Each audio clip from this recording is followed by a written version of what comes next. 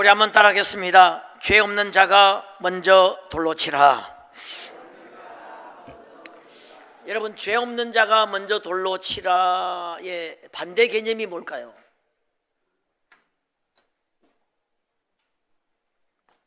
내로남불이죠. 내로남불. 죄 많은 사람들이 자기 죄를 감추고 남의 죄를 보고 돌을 드는 것이죠. 내로남불. 이 정치, 우리나라 정치 서로 내로남불이라고 그러죠. 여는 야에게, 야는 여에게 서로가 내로남불이라고 이야기합니다. 서로가 내로남불이라고 이야기하니까 결론은 다 내로남불이죠.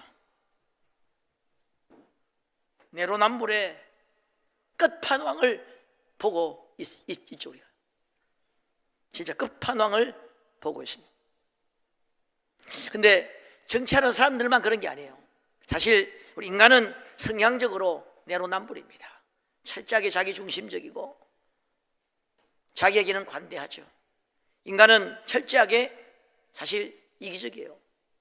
심리학자가 말하기를 인간은 자신의 허물, 잘못, 죄들을 90% 이상을 의도적으로, 무의식적으로 아니면 의도적으로 잊어버린다고 해요. 자기는 자기 허물은 잊어버리는 거예요. 상대방의 허물이 보이면 이제 돌을 던지는 것이죠. 예수님께서 비판하지 말라고 말씀하시면서 이런 비유를 들죠. 형제 눈에 있는 티는 보고 자기 눈에 있는 덜보는 깨닫지 못한다 그랬습니다. 이 덜보는 여러분 기둥을 말하죠. 티는 조그마한 티끌을 말합니다. 몇 배입니까? 100배, 1000배 될 거예요. 크기가. 좀 쉽게 말하면 자기 안에 있는 100가지 허물은 보지 못하고 형제 눈에 있는 한 가지 가지고 돌을 든다는 것입니다. 그게 우리 인간이라는 거죠. 이런 우리 사회에 우리 인생들을 향하신 주님의 선포가 아닐까 생각합니다. 죄 없는 자가 먼저 돌로 치라. 오늘 우리 시대에 교회에 필요한 말씀이 아닐까 생각합니다.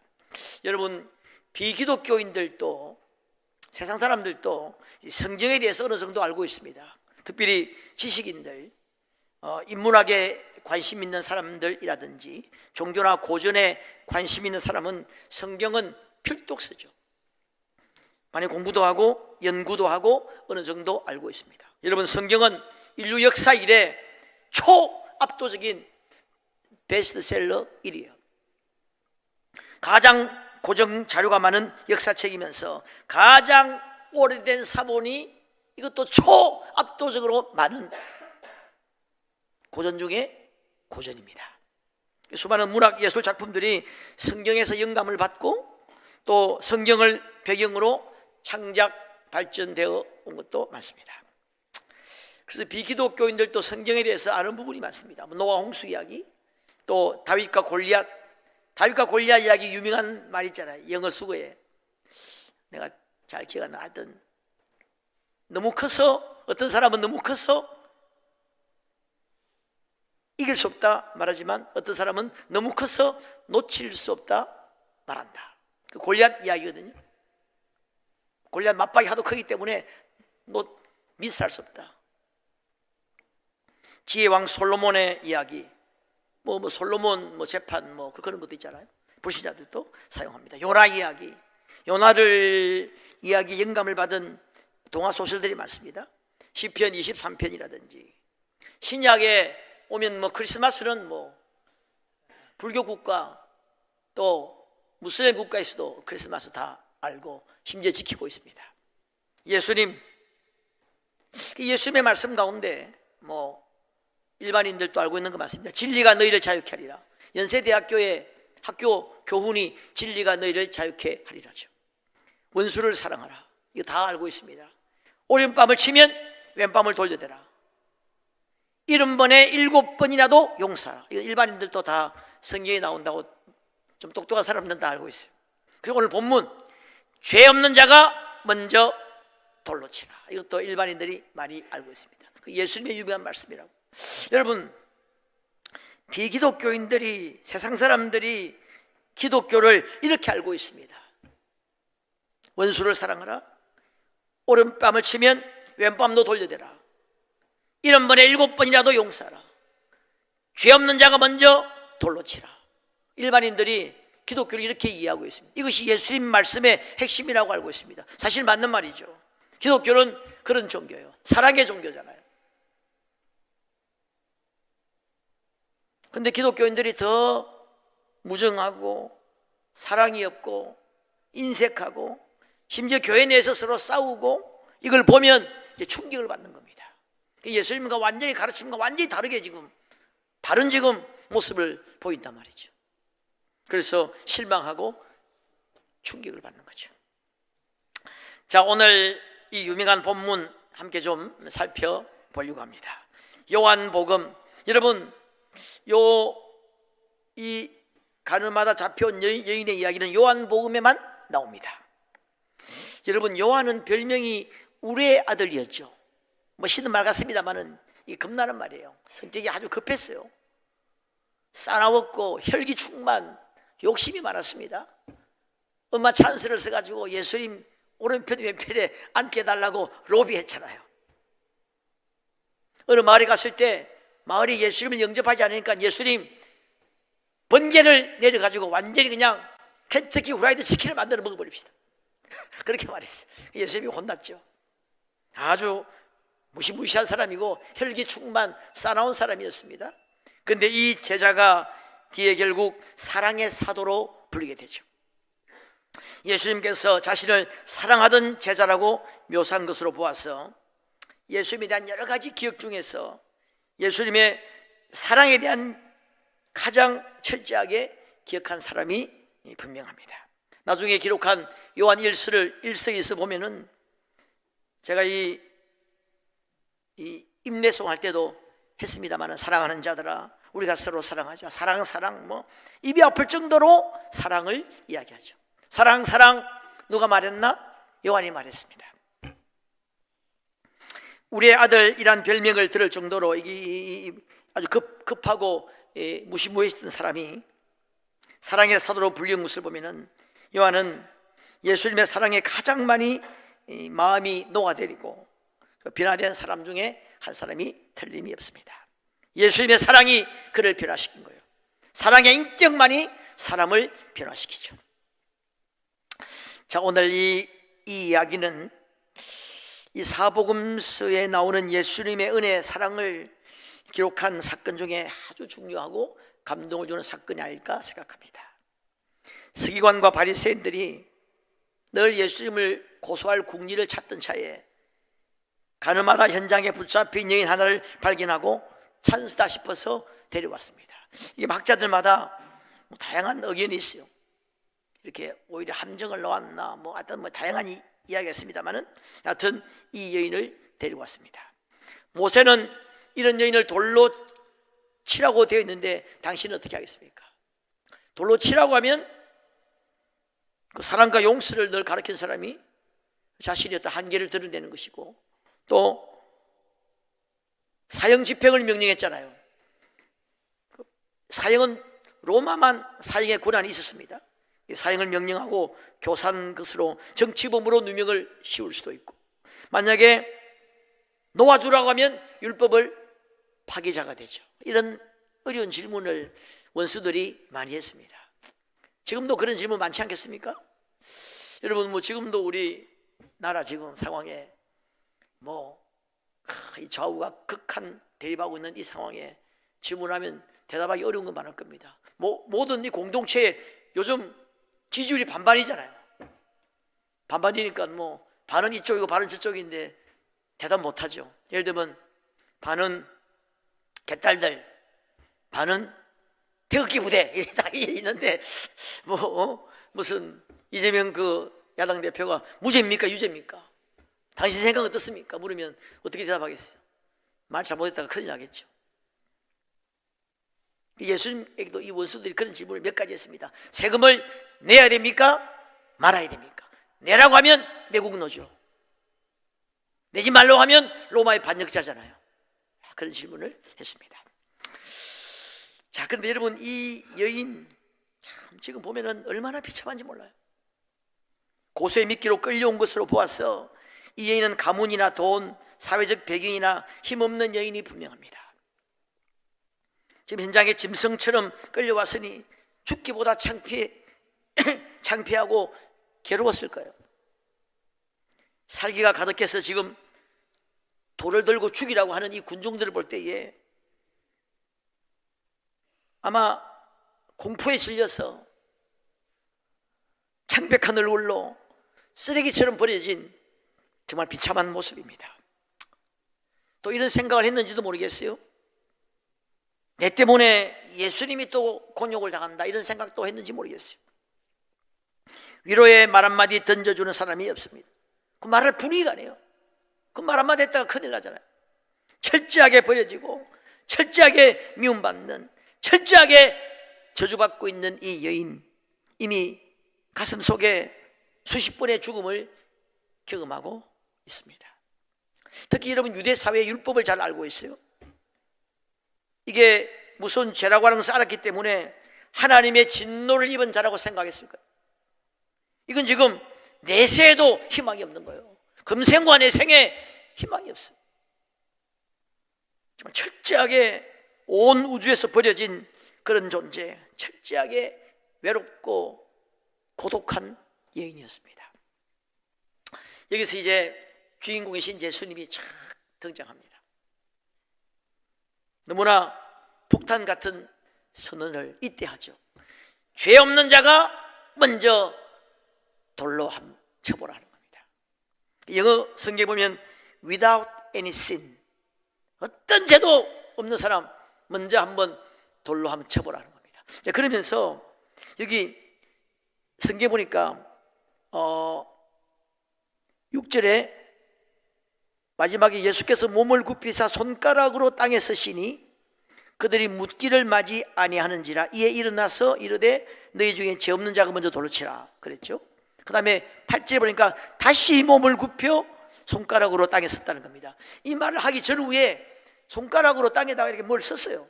한번 쓰고 죄 없는 자가 돌로 치라, 또 한번 쓰고 그랬다는 겁니다. 이게 쓴 게 뭘까? 나도 모르겠어요. 여하튼 이 죄 없는 자가 돌로 치라, 이것을 좀 더 드러내기 위한, 도움을 주기 위한 내용이겠죠. 뭐 율법을 적었다든지, 뭐 다윗의 시편 51편, 내가 모태에서 죄악 중에 출생함이에요. 야, 다윗도 그랬는데 너희들은 어떠냐, 뭐 그런 말을 적었을 수도 있고, 이사야 말씀, 아니면 그런 사람들의 죄를 좀 구체적으로, 가장 지금 먼저 돌을 들 가능성이 있는 사람, 혈기 충만한 사람들의 죄를 직접 한번 자기만 비밀스러운 죄를 기록할 수도 있지 않았겠나 싶어요. 예를 들면 이제 제가 혼자 생각해 본 겁니다. 제일 돌을 먼저 딱 이렇게 들려고 폼 잡는 사람, 이 사람이 매일 잘 가는 룸사롱이 있어. 룸사롱 이름이 바다라고 하면 바다 딱 그러면 돌다가 윽 하겠죠. 예수님이 바다를 아시네, 이렇게 될 수도 있지 않겠나. 하여튼 혼자 어젯밤에 좀 생각을 해봤어요. 여하튼 뭐 그건 별 중요하지 않고, 여하튼 그렇게 적었어요. 그렇게 적고 죄 없는 자가 먼저 돌로 치라. 여러분, 많은 신학자들이 말하기를 성경에 인간을 향한 하나님의 메시지 중에서 이렇게 짧은 한마디에 하나님의 메시지를 집약해 놓은 곳이 있을까, 이렇게 많은 분들이 이야기합니다.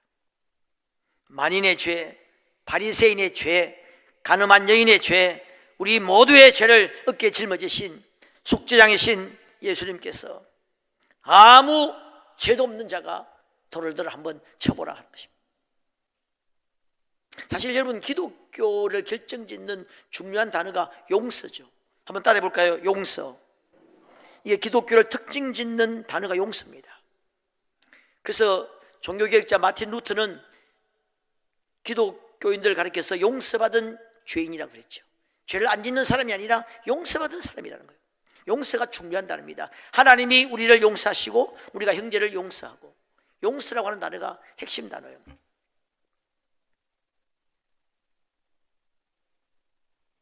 지금 예수님이 바리새인들을 향해서 그렇게 말하고 있는 겁니다. 너 주제를 좀 알아라는 겁니다. 너 자신을 보라는 거예요.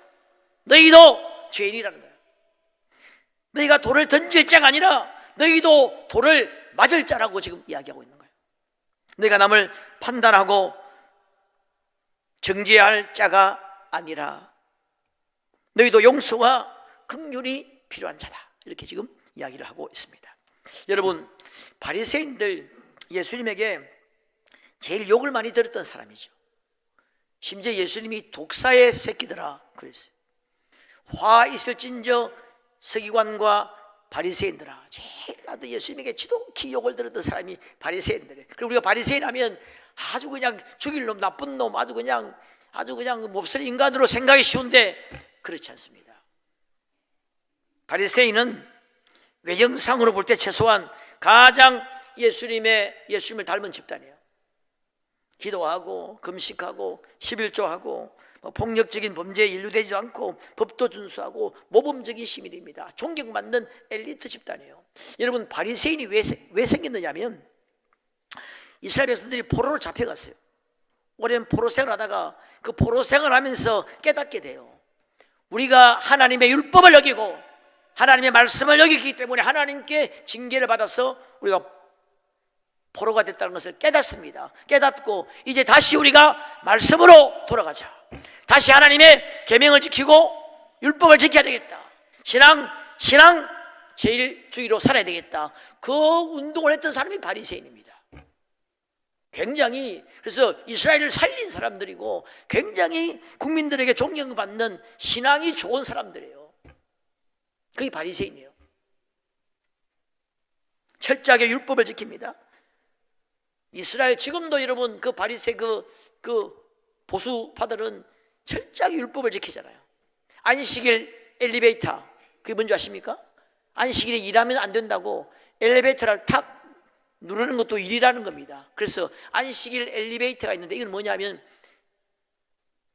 이 번호가 작동하지 않는 거예요. 모든 층에 다 써요. 그래서 한 20몇 층 사는 사람들은 시간 한참 걸립니다. 1층 썼다, 2층 썼다, 3층 썼다 계속 이렇게. 제가 볼 때는 거의 코미디 수준인데 그렇게 하고 있어요. 우리가 한 5년 전에 성유순례 갔죠. 가신 분들 아마 알 겁니다. 통곡의 벽을 갔는데 그날이 토요일입니다. 안식일이에요.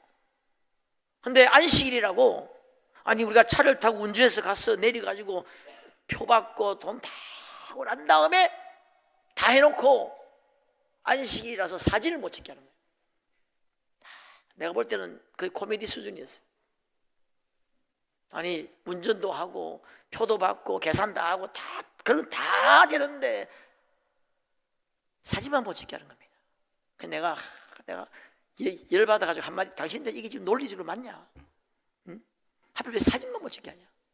관광객들 평생에 한번 처음으로 왔는데. 그래서 내가 또 몰래 찍었잖아요. 잘했죠? 이건 코미디다, 코미디.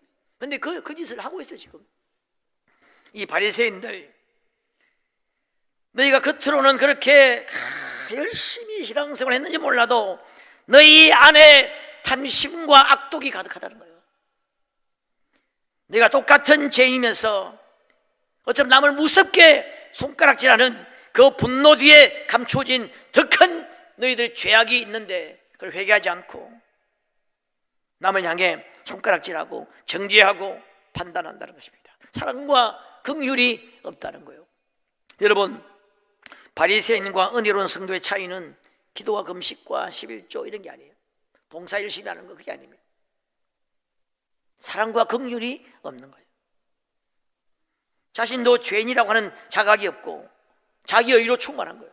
여러분, 예수님이 그랬죠. 화 있을진저 서기관과 바리새인들이여, 너희가 박하와 회향과 근처에 11조는 하되 율법에 더 중한 바 믿음과 긍휼을 버렸다는 거예요.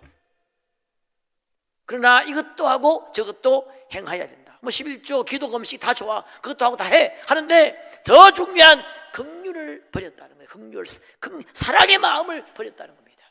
하나님의 사랑과 이웃 사랑이 핵심인데 그걸 버렸다는 거예요. 안에 탐심과 악독이 가득했다. 자기 의가 충만했어요. 자기 잣대로 사람을 재는 겁니다. 안식일 날 이 보탄을, 엘리베이터 보탄을 눌렀느냐 안 눌려, 이걸로 재는 거예요. 눌리면 의인이고 안 눌리면 악인이야. 사람은 다 자기 자가 있습니다. 사람은 이 신앙생활 오래 하신 분들 가운데 좀 그런 게 있어요. 자기가 재는 잣대가 있습니다. 별로 좋지 않은 자가 있어요. 그걸로 판단해 버립니다. 주로 이제 그 자는 자기가 잘하는 걸로 측정하죠. 마음의 보좌에, 마음의 지성소에 하나님이 계시고 하나님이 예수님의 긍휼과 사랑이 있어야 되는데 자기가 앉아 있는 겁니다. 심령에 하나님의 은혜가, 십자가의 사랑이 있어야 되는데 율법이, 자기 의가 딱 차 있는 사람들이 바리새인들이죠. 예수님이 들어갈 자리가 없는 겁니다. 예수님의 사랑과 긍휼이 들어갈 자리가 없는 거예요. 자, 이런 바리새인들에게 죄 없는 자가 먼저 돌로 치라. 그러니까 오늘 9절에 보니까 저희가 양심의 가책을 받았다는 겁니다. 아마 글로 선계 결정질 것 같아. 너 닭 잡아 목걸이 발낸 거 이런 거 다 이렇게 9절을 보면은 그들이 말씀을 듣고 양심의 가책을 느껴 어른으로 시작하여 젊은이까지 하나씩 갔다는 거예요. 어른이나 젊은이나 똑같아. 젊은이들은 좀, 청년들은 좀 쿨하게 괜찮을 것 같은데 똑같아. 똑같이 내로남불이라는 것입니다. 자, 이렇게 다 갔습니다. 이제 여인과 예수님만 남았어요. 주님께서 허리를 펴시고 일어나셔서 여자에게 말을 겁니다. 여자여, 너를 고발하던 자가 없느냐 물었습니다. 여자여 할 때 이 헬라어로 귀나이, 한번 따라해 볼까요? 귀나이. 예수님이 어머니 모치를 부를 때도 귀나이 이렇게 불렀습니다. 이 귀나이란 말이 우리나라 말은 번역을 여자여 했는데 이 그리스 헬라어에서 왕후를 부를 때 귀나이라고 불렀습니다. 자기 아내를 좀 이렇게 사랑하고 존중하는 마음을 부를 때도 귀나이라고 하는 단어를 썼습니다. 부인 뭐 이런 식으로 굉장히 존중을 이렇게 포함한 단어입니다. 지금 짐승처럼 끌려온 이 여인을 주님은 귀하게 인격적으로 대우해주고 있습니다. 여자여, 너를 정죄하던 자들이 어디 있느냐. 여러분, 이 짧은 말이지만은 이 말에 얼마나 깊은 사랑과 지혜가 담겨 있는지 우리가 볼 수 있습니다. 수많은 말 중에서 이 여인이 대답할 수 있는 말은 이 한마디밖에 없지 않겠나 싶어요. 만일 예수님께서 야, 너 이름이 뭐야? 그럼 어떻게 대답해요? 너 아버지 이름이 뭐야? 이렇게 하면 너 나이 몇 살이야? 너 어디 살아? 너 어쩌다 그랬어? 누구하고 그랬어? 언제? 어떻게 잡혔어? 이런 식으로 물으면 어떻게 대답하겠어요? 사실 많은 경우 우리는 그런 식으로 묻죠. 그래서 그냥 말문을 막아버리죠. 그래서 이게 마음이 다치고 소통이 안 되는가 싶어요. 근데 주님은 정말 사리가 깊게 그렇게 물었습니다. 여자여, 너를 고발하던 그들이 어디 있느냐? 너를 정죄한 자가 없느냐? 자기를 죽이려는 사람을 다 흩어버리고 그렇게 물으니까 그때 그 대답할 수 있는 거예요. 주여, 없나이다. 이제 대화의 문이 열리기 시작했습니다. 생명의 관계가 터지기 시작했어요. 지금 이 여자에게 필요한 것은 도덕적인 정죄나 윤리적인 꾸짖음이 아니죠. 종교적인 설교가 필요한 것이 아닙니다. 이 여인에게 필요한 것은 생명의 주 예수 그리스도가 필요한 것이죠. 이 다리만 놓여지면, 이 선만 놓여지면 생명의 역사들이 일어나는 것입니다. 사실 이 세상 사람들이 필요로 하는 것은 교회의 무슨 도덕적인 외침이 아닐 수 있어요. 무슨 정죄의 손가락도 아니고 말씀에 의지해서 그들을 어떤 질책하는 것도 아니고 생명의 주인이신 예수 그리스도가 필요하죠.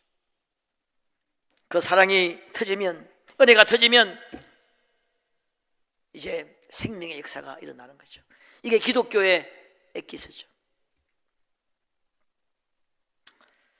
자, 여하튼 우리 예수님 주여 없나이다 하니까 이때 우리 예수님 정말 우주에서 오직 한 분 돌로 칠 수 있는, 이인을 정죄할 자격 있는 죄 없으신 분, 유일한 한 분, 그분이 그렇게 말씀하죠. 나도 너를 정죄하지 않는다.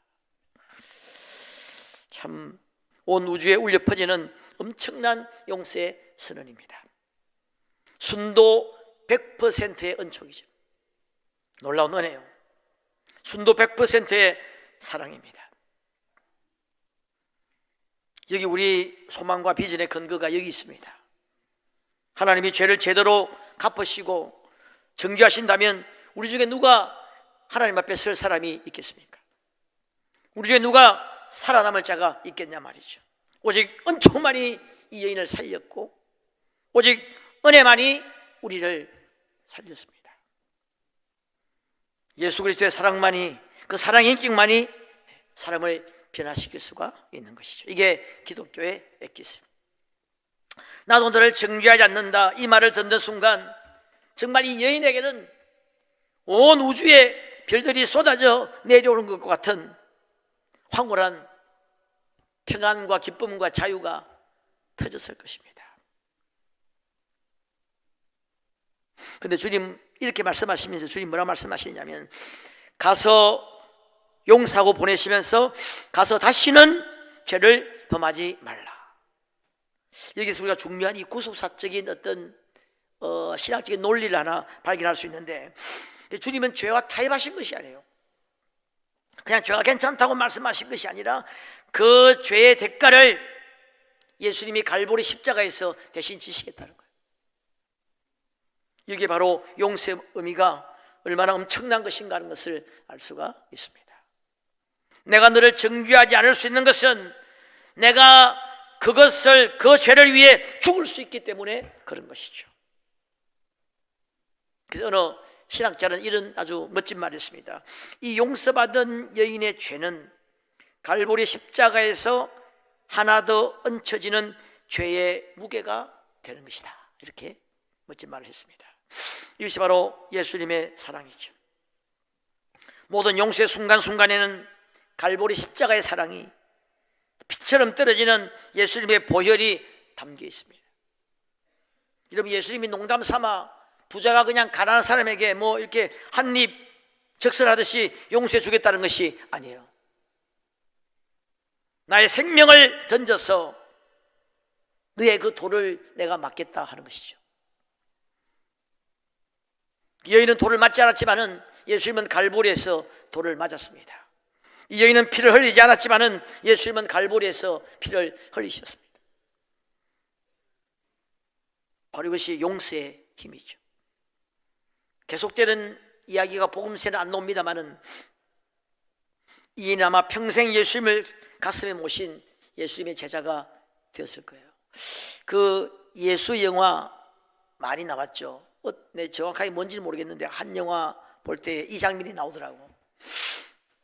그 이 장면이 나오고 예수님이 십자가를 지고 이제 마지막 골고다로 올라가시는데 그 눈물 흘리며 우는 여인 중에 이 여인이 있는 거예요. 누구보다도 애절하게 울면서 예수님 그 물을 하여튼 이렇게 그 감독이 그 여인을 특별히 클로즈업 해가지고 쫙 비추는데, 감독의 상상입니다만은 그렇겠다 싶어요. 한번 예수님을 제대로 만난 사람은 절대 다르게 살 수가 없겠죠. 바로 이것이 은총의 힘이기 때문에 그렇습니다.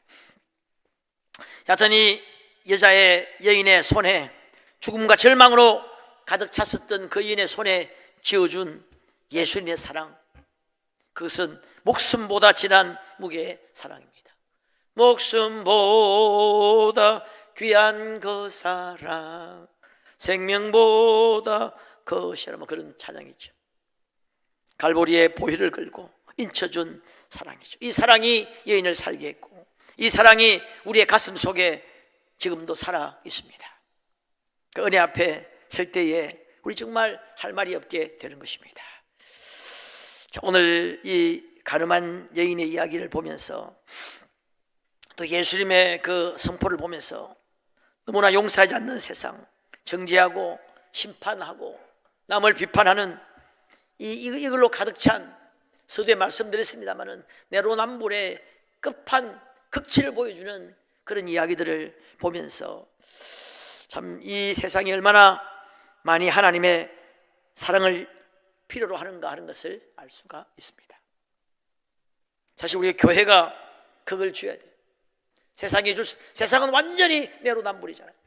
근데 교회는 교회만이라도, 우리 예수 믿는 사람이라도 오히려 내 탓이요 이런 마음으로 사랑과 긍휼과 자비, 그 주님의 사랑, 세상 사람들이 알고 있는 오른밤을 치고 왼밤을 돌려대고 1분에 7번이라도 용서하고 원수를 사랑하고 죄 없는 자가 도를, 이게 예수님의 가르침, 이 가르침을 실천하는 교회가 그런 모습을 좀 보여줘야 되지 않겠나 생각합니다.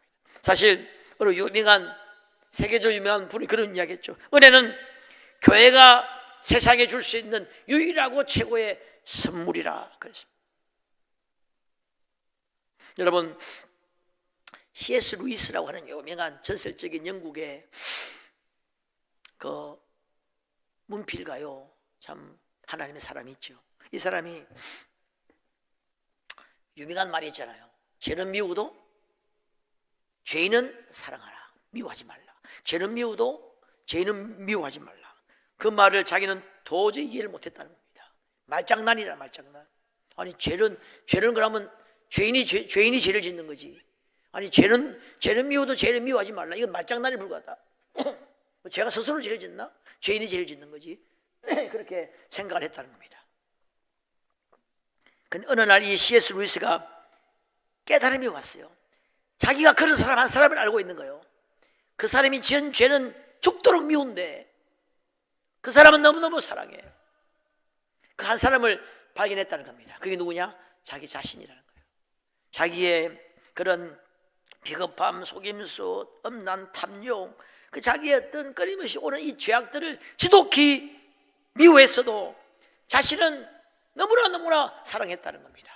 별로 그게 전혀, 이 C.S. 루이스는 이런 재미있는 이야기, 내가 지은 죄는 너무나 미워하면서도 나는 너무나 사랑하는데 전혀 어려움이 없었다는 거예요. 왜? 사랑하니까. 나를 사랑하니까. 여러분, 우리 자녀들도 그렇습니다. 자녀들도 나처럼은 안 됩니다만은 어느 정도 돼요. 자녀들 여러분 살면서 여러분 많이 힘들겠죠. 죄도 많이 졌을 겁니다. 속이기도 하고 별짓 다 했을 수도 있는데 다 용서하고 사랑하잖아요. 별 어려움 없이. 심지어 잊어버리고. 걔가 6살, 7살 때부터 9살 중학교, 초등학교 다 잊어버리고. 그래도 어느 정도는 사랑하잖아요. 왜? 사랑하기 때문에 그런 거예요. 근데 이게 남을 딱 가면 전혀 이게 적용이 안 되는 거예요. 남을 가면 바로 그냥 돌을 던져버리는 거예요. 자기 자녀보다 100배, 1000배나 적게 잘못했는데도 그게 용납이 안 되고 그냥 돌을 던져버리는 거예요. 그걸 예수님이 지적한 겁니다. 내 이웃 사랑하기를 내 몸과 같이 하라. 이게 잘 안 되는 거죠. 그래서 자, 오늘 말씀을 마치겠는데, 오늘 우리가 이제 크리스마스가 다가옵니다. 하나님의 아들이 인간의 몸을 입고 이 땅에 오신 날이죠. 이 성탄에 특별히 우리 교회가 정말 우리 형제 자매들끼리 또 주변에 있는 많은 세상을 향해서 정말 용서와 사랑을 실천하고 또 사랑하고 자비와 긍휼을 보여주는 그런 교회가 되어야 되지 않겠나. 우리 교회뿐만 아니라 온 한국 교회가 그렇게 될 때 정말 교회로서의 그 원래의 고유한 능력이 나타나지 않겠나 생각이 듭니다. 여러분, 우리 뜨겁게 사랑하고 자비와 긍휼을 베푸는, 자신을 돌아보고 용서하고 사랑하는 그런 복된 여러분 되시기를 주님의 이름으로 축원합니다.